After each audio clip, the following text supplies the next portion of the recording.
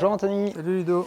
Il y a incessamment sous peu, en fait, je suis allé chez un revendeur iDog. Donc j'ai acheté ce harnais et j'aimerais bien que tu m'en dises un peu plus sur ce harnais, s'il te plaît. Ouais, alors c'est un très bon harnais pour faire tout ce qui est cani rando, dog trekking. Donc si tu veux faire un peu de marche en forêt, du cani marche, du cani rando, c'est un harnais qui est vraiment adapté, extrêmement confortable pour le chien, réglable, et puis qui se décline évidemment sous plusieurs tailles et avec différents ustensiles. Voilà.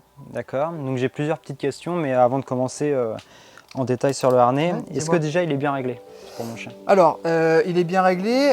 La première question, la première chose que tu dois savoir, c'est est-ce que le harnais est adapté à la taille de ton chien? Globalement, il y a différentes tailles. Ce harnais-là se décline en 6 tailles, du double XS jusqu'au XL, pardon. Opale faisant à peu près 28 kg, c'est un taille M qui lui convient. Donc c'est un harnais qui est adapté pour elle. Ensuite, le réglage va dépendre un petit peu de ton utilité. Globalement, c'est les mêmes conditions que pour les autres types de harnais. On doit donc dégager toutes les parties motrices du chien, donc toute la partie arrière. Et puis évidemment, il faut que chaque articulation soit bien libérée. Donc on fait attention de bien libérer les épaules, bien libérer les hanches et que le chien soit bien confortable, sans irritation et sans frottement. Voilà. Donc là, en l'occurrence, voilà, c'est bien réglé. On voit bien que ses épaules sont bien dégagées.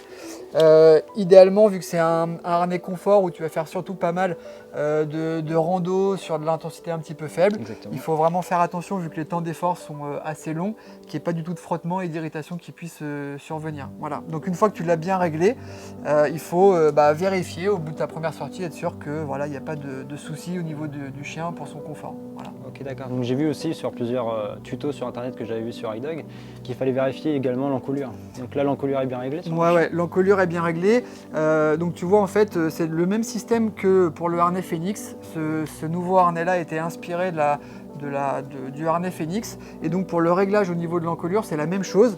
Tu as deux parties ici scratchées ensemble, la sangle mâle et la sangle femelle. Alors c'est pas le scratch qui fait la résistance du réglage, c'est juste pour que les deux sangles soient l'une sur l'autre. Donc pour régler, il faut passer ton doigt entre les deux sangles pour retirer le scratch.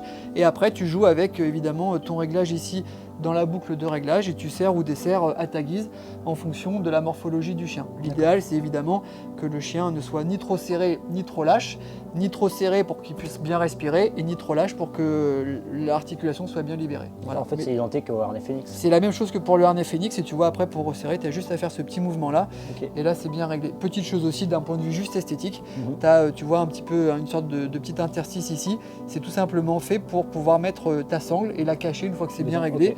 Tu prends une clé de voiture et puis tu pousses un petit peu pour faire passer ta sangle qui dépasse dans la sangle femelle. Voilà. D'accord. Et le revendeur, en fait, il m'a vendu ce harnais en me disant qu'il y avait plusieurs fonctions. Donc là, naturellement, j'ai attaché Opale juste là. Oui. Mais j'ai vu aussi qu'il y avait un anneau juste devant. C'est ça. Là. Alors ça, c'est ce qu'on appelle un peu une sangle anti-traction quand les chiens tractent vraiment, tirent vraiment et que tu veux juste les promener par exemple en laisse. C'est un anneau qui sert souvent dans les cours d'éducation, etc. Donc tu peux l'attacher évidemment devant avec cet anneau-là. Tu peux également, si tu vas, vu que c'est un harnais qui est assez polyvalent, tu vas acheter ton pain, tu vas te promener, une utilisation un peu citadine, tu peux l'attacher ici au niveau du dos.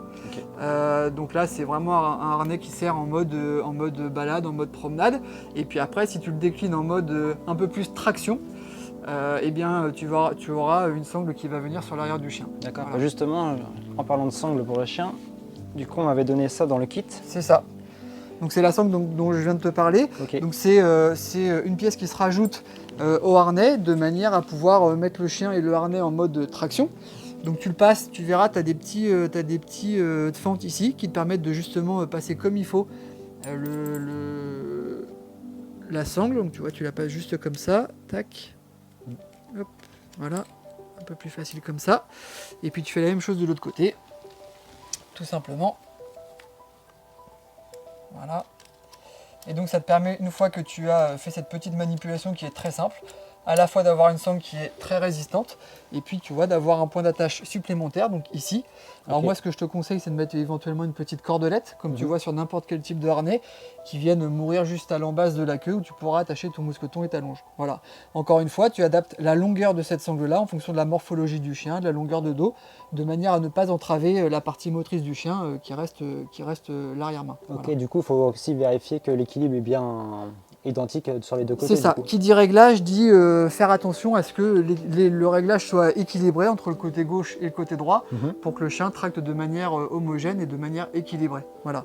Donc globalement, tu fais attention à ce que tu aies les mêmes niveaux de réglage de chaque côté du harnais. Voilà. Ok, super. Et pareil, dans le kit, en fait, j'ai pu apercevoir ce genre de sacoche. Ouais. Donc moi qui fais pas mal de randonnées, donc je pense que ça va me servir. Est-ce que tu m'expliquais aussi le Bien sûr, fonctionnement, donc ça c'est une déclinaison supplémentaire. Ok. Quand tu vas faire de la rando ou des balades assez longues ou de la marche avec ton chien, ça c'est tout simplement un sac de bas qui se rajoute sur le harnais et qui vient se régler de cette, de cette façon-là. Donc tu le poses sur le dos du chien et tu vois, tu as des petites encoches qui sont sur le dessus. C'est le même système un peu de fixation que pour cette sangle-là. Donc tu as juste à passer les toutes petites sangles métalliques qui ne viennent pas blesser le chien parce qu'évidemment on a pris la précaution pour que ça ne vienne pas du tout au contact du dos du chien et du chien tout court. Voilà. Et ça garantit aussi une grande résistance du matériel. Et tu viens juste le fixer sur le dos du chien pour avoir tout simplement ton sac de bas. Et là, ça ne bougera absolument pas. Voilà. Okay. Tu as aussi une poignée sur le dos quand tu vas en balade, etc. Si tu veux retenir ton chien, tu as une poignée qui est ici qui est très, très pratique. Et puis du coup, là, ton chien est équipé pour aller en rando tout simplement. Voilà. Tu regarderas aussi, tu feras attention, tu as une sangle ici qui passe, qui est sous-ventrale, pour venir fixer le sac de bas, d'accord. Juste là, voilà, tu as juste à clipser. Pareil, tu règles la sangle en fonction de ton chien, de sa morphologie et du poids du chien. Et là, tu es équipé pour partir en rando, voilà, tout simplement. Et du coup, il y a un sens pour la sacoche, je peux pas la mettre à l'envers. Ouais, il y a un sens. En fait, le Sea Glide Dog doit être vers le bas. Il y a des écartements différents en fonction du haut ou du bas. Donc le Sea Glide Dog est vers le bas, tu verras, c'est assez intuitif et naturel. Et puis tu verras, c'est un sac qui est très bien fait, c'est un sac étanche avec... Je peux regarder pour mettre... Oui, bien sûr, avec des systèmes de fermeture. Voilà, tu as beaucoup de place. Donc là, tu peux vraiment mettre ce que tu veux, des croquettes, une longe, peu importe. Et tu as différents volumes de sacs en fonction du poids et de ce que ton chien peut transporter. Voilà. Ok. Et une dernière petite question avant de finir. Est-ce que ça craint pour la pluie? Alors, s'il pleut, il n'y aura rien de mouillé du tout. C'est étanche, donc c'est imperméable, il n'y a pas de souci. Évidemment, c'est pas fait pour que ton chien aille nager dans un lac pendant un quart d'heure. Mais c'est tout à fait étanche et c'est des produits haut de gamme et très bien finis. Tu vois, tu as des liserés réfléchissants pour la nuit. C'est vraiment un harnais bien pensé, vraiment orienté. Encore une fois, cani-rando, cani-marche. Tu peux faire du canicross vraiment en mode initiation découverte. Après, si tu arrives dans une pratique un peu plus élaborée, un peu plus intensive, eh bien, il faudra passer sur le harnais One ou le harnais ALM qui est vraiment adapté pour ça, le harnais Phoenix.